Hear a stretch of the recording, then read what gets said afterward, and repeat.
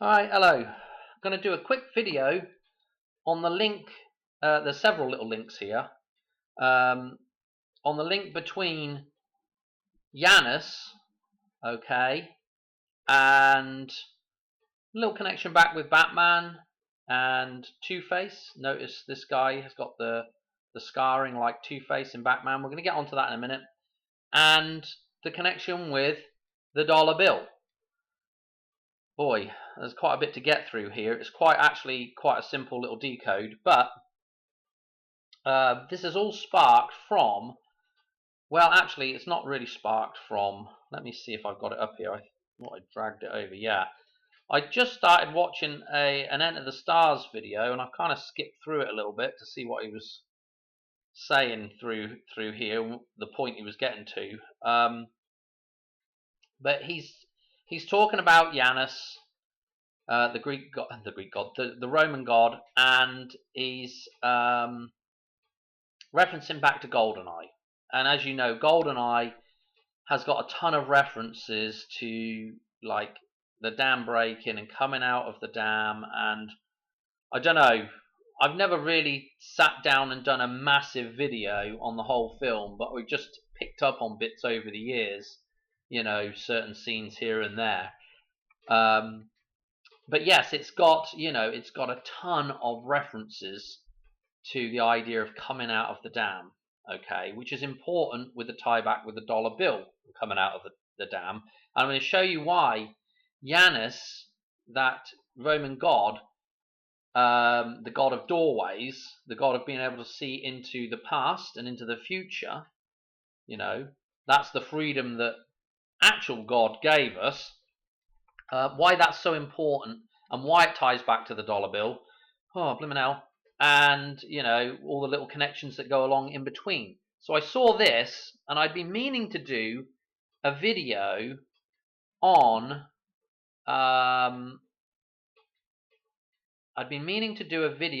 if I could find it here, this portrait here. I've talked about it before. This is actually in Doc Hollywood. This shows up in Doc Hollywood, this portrait. And this is the portrait that is was used to create the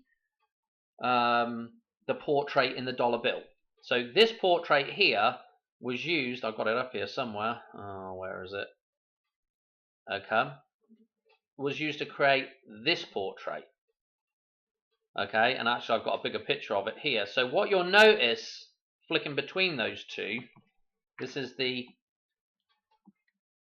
Athenaeum, if I could say that right, and I'm not going to say it again because for some reason I'm having trouble with that, but Athenaeum portrait, that's I don't even know if I'm really saying that right now, but and that's what this is called. This is the unfinished portrait, okay? Now look at this, and now look at where we go with this. Notice that the faces are pointing in two different directions, okay? This is an inversion. One is an inversion of the other. So if I flick between the two, you can see we're changing directions there. Okay, this is important because when we look at the sort of symbolism for Janus, the Greek god, or Ianus, okay, we've got two faces pointing in each direction. You know, the ability to be able to see into the future and be able to see into the past. You know, this is really God's gift to us, or part of God's gift to us, in that, you know, being able to see into the past is being able to recall memories. Time traveling back into the past. You could shut your eyes right now, and I expect most people could imagine. Well, actually, let's do this. Let's shut our eyes now and let's imagine going and buying our first car. And you can probably remember quite a lot of detail about that. You know, you can take that image, that imagination, and you can reconstruct the past from memory. Okay, this is very important because memory is one of those things that has actually enabled us to go on this journey that we're in now, the journey into the Matrix, unfortunately.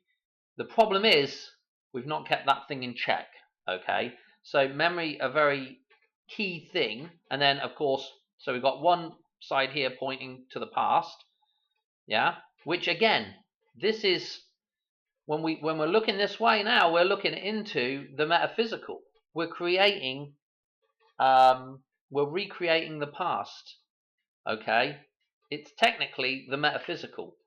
Then we've got this section in the middle here, which would be the present, okay? And then again, we're looking into the future. The ability to project an idea, think about having an idea and what it could do, and then actually we go ahead and create that idea with one of the other greatest gifts, probably the greatest tool that we have, which is our hands, okay?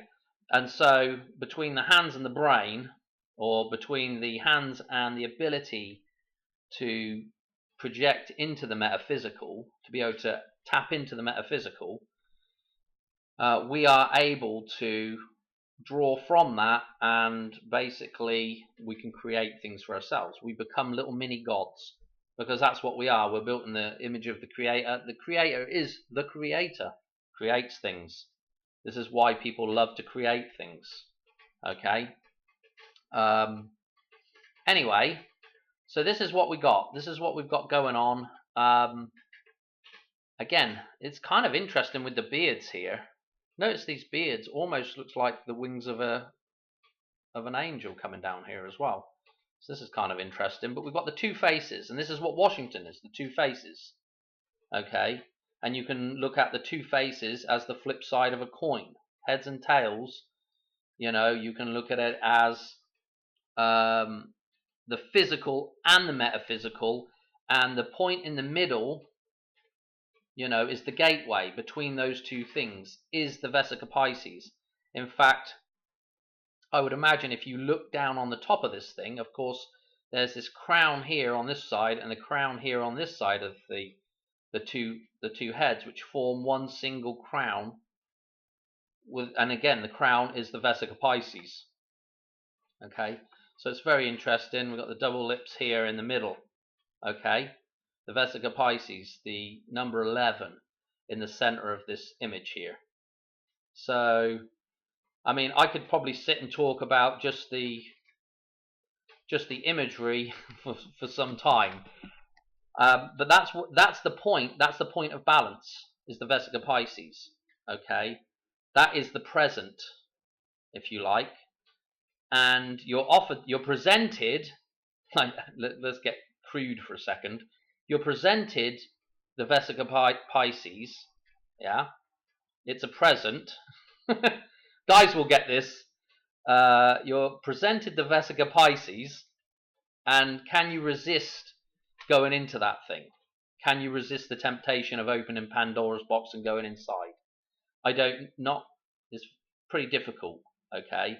But that's the present, yeah? That's what's presented to you, and it's whether or not you go through that gateway. And the problem is, if you go through the gateway and get trapped on one side, what you do is you kind of pull the other side through it with you. So if you went into a materialistic, what would I say? If you went into the materialistic realm, automatically with that materialism comes a false ego, a false spiritual side to reality. And those two things still have to balance one another, but they're both corrupted.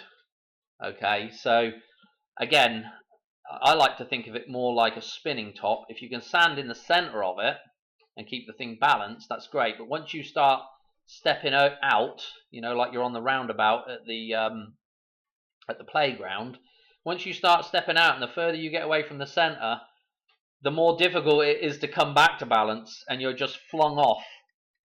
Okay, you're just flung off and you end up breaking your arm or something stupid. Okay, so this character, Janus, or Ianus, or however you want to say it, if we look at, we can go through some of this meaning here, but you know, is the the name of the god Janus, meaning in Latin arched passageway or doorway. So that's very interesting with the arched passageway, yeah? Again with the Vesica Pisces. Okay? So that's what we've got going on there, right? And this is what we have going on with the dollar bill. You know, one is the beginning and one is the end, you know. And in fact, the beginning and the end is the center point. So the beginning and the end is the man that's balanced, okay, that hasn't gone into the pie, so to speak. Or rather, you know, I mean, we got to come into the natural world, okay, but it's about, if you can stay in balance with the natural world, again, it's, again, balancing the physical with the metaphysical. It's a tricky situation. Anyway, how am I connecting back now? Well, I mean, you know, I think that was pretty obvious why we connected back to why we. So we got. How am I connecting back this guy with the two faces? And in fact, we're going to connect it into Batman now as well. Well, of course, he's got two faces. He's got one side that's scarred, and he's, you know, and one side that's perfect. Okay. So, you know, you can look at the side that's scarred is the side that's been corrupted, that's gone into the metaphysical, and the side that's stayed in nature and hasn't been corrupted, has stayed in alignment with God. But you can split the dualistic thing off there. You can split those two sides off however you really see fit. It's really that center point where we need to be at. Okay, so what I want to do, let's show you an image. Here's Scarface from Batman. There's several different versions of this character, and so you can see the scar. Well, I mean, again, you could see the scar on the one side of the face. Okay, he gets acid thrown on him at some point or something like that, and it kind of messes him up. Harvey Dent is the name. This is kind of interesting. The two of our halls of residence at college, halls of residence, I was in Dent and Harvey was next door. What are the chances of that? That's kind of interesting. Just another little synchronicity. What did I want to say? Where did I want to go with this? There's a couple of interesting stories in here that connect back to this, you know, to the Batman. Okay, now with Batman, you know, the original Batman. Okay, if you watched it on TV, you will know that the original Batman was Adam West. Okay, let's click on Adam West just for a second. Okay, 19th of September. Look at the death date, June the 9th. Again, we're going back to referencing Michael J. Fox with his birthday there. And notice the full name. We've got the Anderson in there, Mr. Anderson. And of course, the play on words is a dam in the West. Okay, which is, for me, is the Hoover Dam. Okay, so this connection with Batman, there's tons more connections with Batman, but for me, those are the things I'm picking out right now. Okay, but anyway, let's go back to this Batman versus Two-Faced, or Two-Face, should I say, not faced. You'll notice that there's been several characters that have played Two-Face. In this version, I think William Shatner is playing Harvey Dent, and we'll go on to what is William Shatner? William Shatner is a 322, yeah. Okay, with his birthday. Okay, and of course, absolutely loaded. I mean, we just had the Olympics with the Voyager returning, whatever, this creature coming from space, and the Voyager and Vija. There's so much with Star Trek that I haven't even, you know, I've never really delved into Star Trek. I might have mentioned it on a few occasions, but it's just so loaded as well. Everything's loaded, you know. Anyway, And what was interesting about this version of it, this Batman versus Two Face, was, you kind of click through some of these main characters, and they've got Catwoman, Julia Newmar, right, and August the 16th birthday. So you just see these, we got the Madonna birthday showing up for Catwoman here, tying in with, Two Face. I mean, I'm to the point where it's like, is there any real point in like even looking at certain things anymore? Because it's just the same stuff over and over again. Anyway, we can go down the road of Scarface. Hang on a minute, I've got another one up here somewhere. Let's look at Scarface. Why am I calling it Scarface? Two-Face. I guess that probably maybe that's a Freudian slip there. Maybe it all ties in with Scarface as well. Holiday. Notable aliases: Holiday and Apollo. Okay, I guess his middle name is Apollo here, or they've just, well, that's not his middle name, they've just got it in inverted commas there. I don't really know. I don't know enough about this to really be even talking about it, right? But anyway, Holiday is another one of these connections, and it's a story about basically events taking place or murders taking place on holidays. So this becomes extremely interesting in its own right again. They've got certain murders taking place on like St. Pat. I don't know about, but anyway, they've referenced in holidays here: Valentine's Day, St. Patrick's Day, April Fool's Day, Mother's Day, Father's Day. Very interesting. Okay, so that's a story. I'm not even going to go through it, but again, it's another connection back with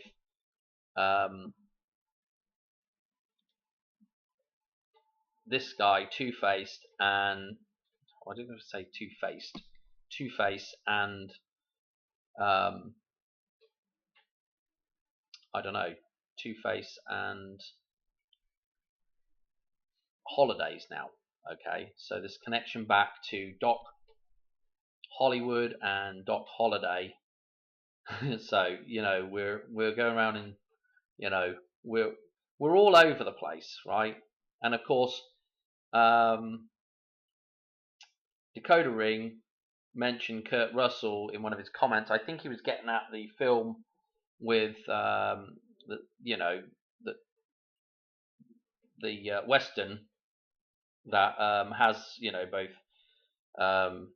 the Wyatt Earp character and Doc Holliday, and that's Tombstone, the film. Okay, and obviously the connection back with the Tombstone, which is the big tombstone, is the Hoover Dam.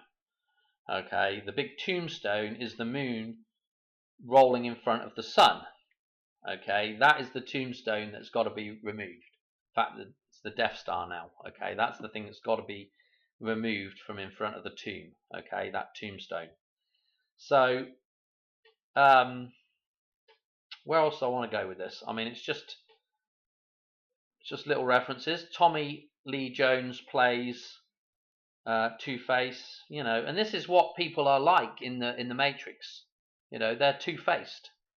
1 minute they're telling you one thing, and then behind your back they're doing something else. So it's such a nice fitting idea. Here we go again. 915 for Tommy Lee's birthday, and of course Tommy is the twin. Tommy is the Two-Face. Okay, so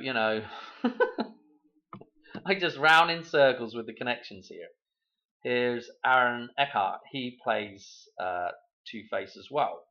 Look at the date of birth, 312, or if you read that backwards, a 213. Very, very important with the start of Lucas numbers. This is extremely important with the tie back to 9/11. Again, you could read that 123 or 321 as well, depending on how you want to say the date.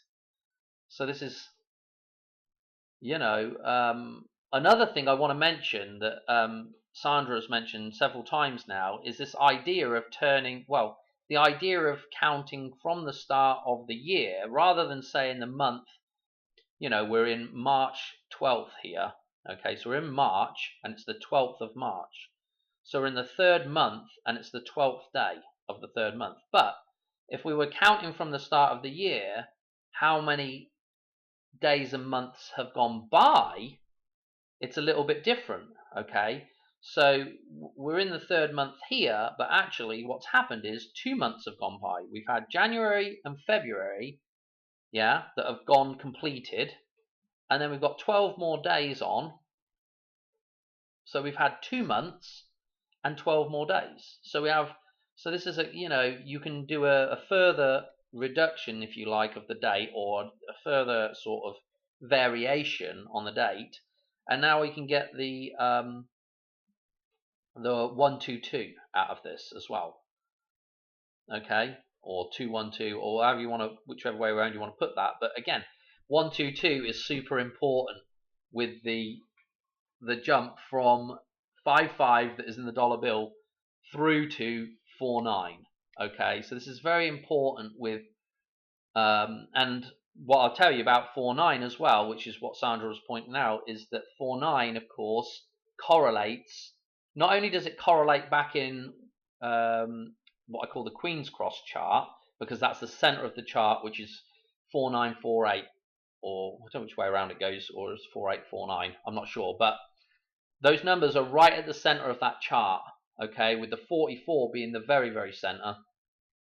And so what we end up with, though, is if we transfer the date again, so if we say September the 9th is September the 4th is actually 8 months gone through the year. We've already done 8 months, which then gets us into the 9th month, so we've completed 8 months and 4 days. So 9/4 can be re-referenced as 8/4. Okay, so those two numbers tie together really well on that date. A really great find there from Sandra. So I mean, what else to say about this really? I think I want to go through. I just want to re-emphasize. Let's go back and talk about, before we actually go any further, I want to talk about these two portraits as well, because when we look at the dollar bill, where is Washington in this dollar bill? He's in black and white. Yeah, he's gone into the legal system. Yeah, pen and ink, black and white. Okay, he has become a fictional entity at this point. Yeah, so you see that. Yeah, he's become a fictional entity at that point. Okay, now when we flick back to the other portrait, right, Athenaeum. I know I'm gonna mess it up if I keep trying to say it though. When we look at this portrait, we can see it's not completed.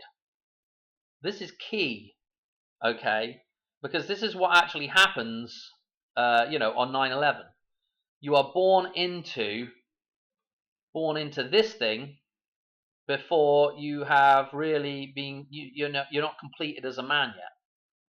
Before you go into the matrix, and this you're again, you've looked into Pandora's box. You've gone into Pandora's box. Maybe not through any fault of your own, but you've been shanghaied into that thing, yeah? Whether you like it or not. And so this portrait isn't finished. Notice the natural colors of the portrait. Notice as well with the rust, the brown colors here. Again, we can interpret it several different ways, but this thing is the unfinished symphony, or sympathy. Okay, this thing is yet to be completed. Okay, and so in order, you got to take a step. You got to get back out of this thing in order to finish your sort of life, so to speak. Okay, and complete your life in a balanced manner. So until we step out of the matrix, this thing can't be completed correctly. You're only part of a man. You're only part of the whole picture. You know, interesting that the head is the main thing that is still in the matrix there. Notice that there's even a little, there's almost like a brown disc on the back of this thing.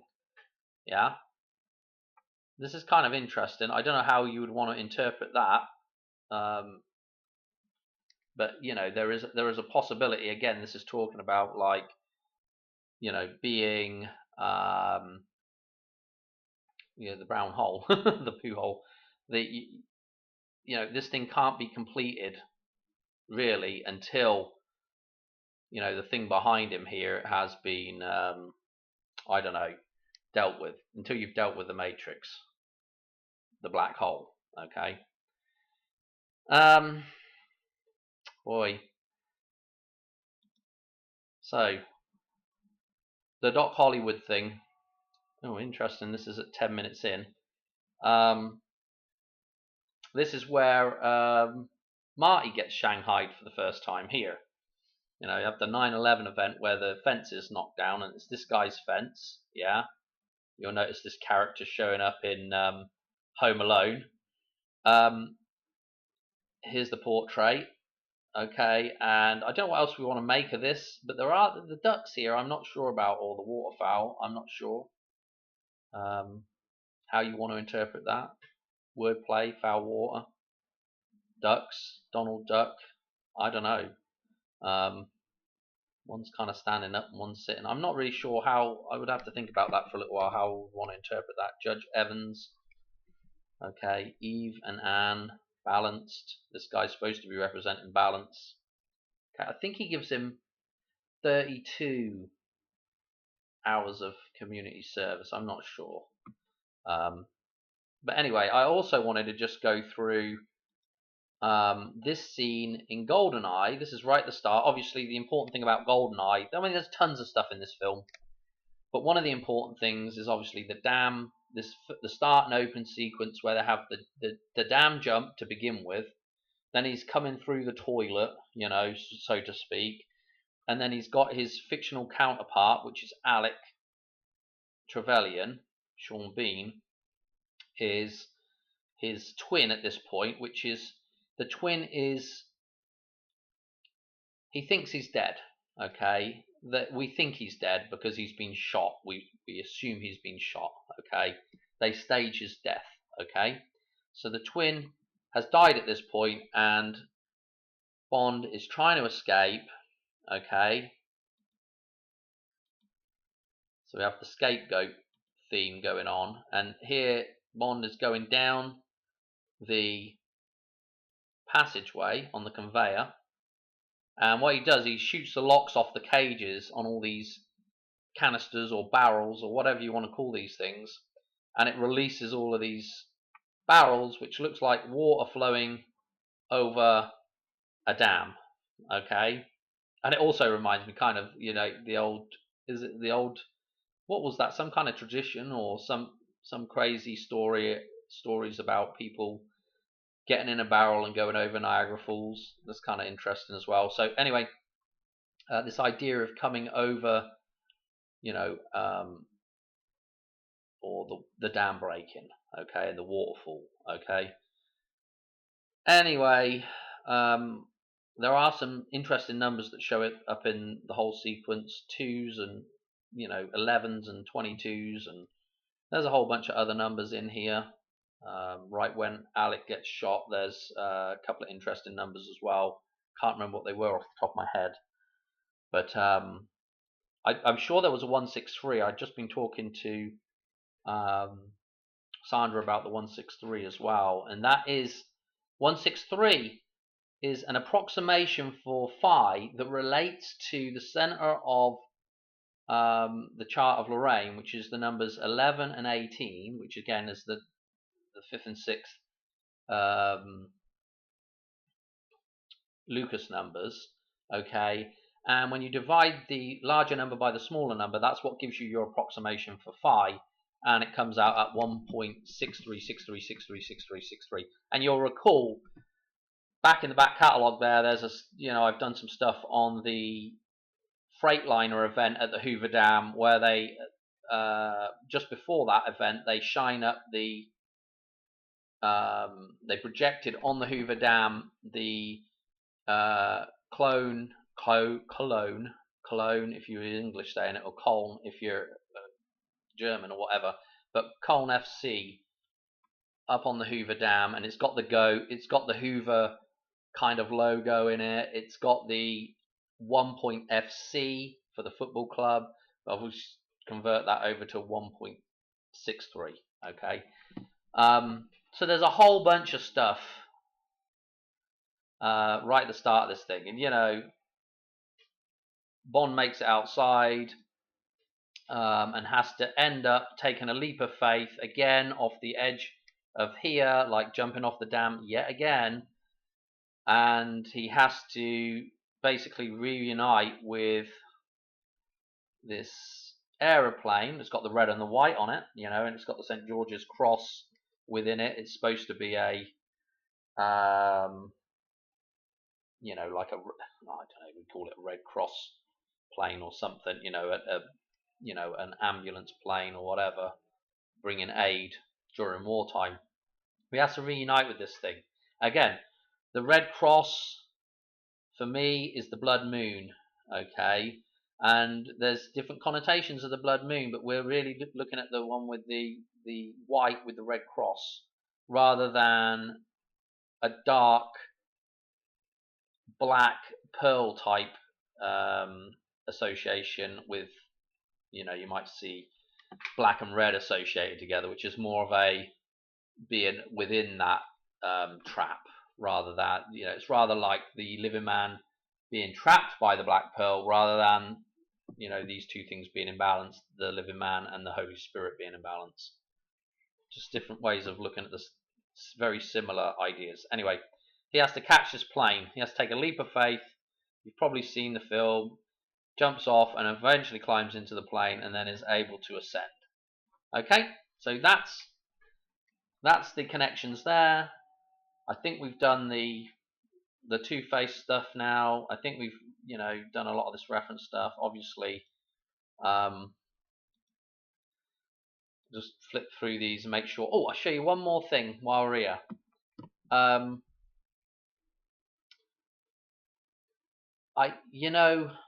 The whole thing with getting shot through the ear, with Donald Trump getting shot through the ear, I did like the idea of it with this thing being turned.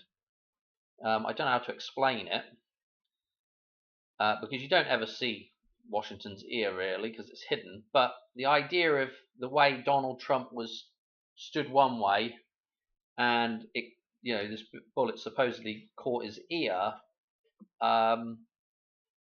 What we can do also is look at the dollar bill, and we can actually look at some numbers on one side, the side that Donald Trump's ear got shot, which is the side that's being shown here.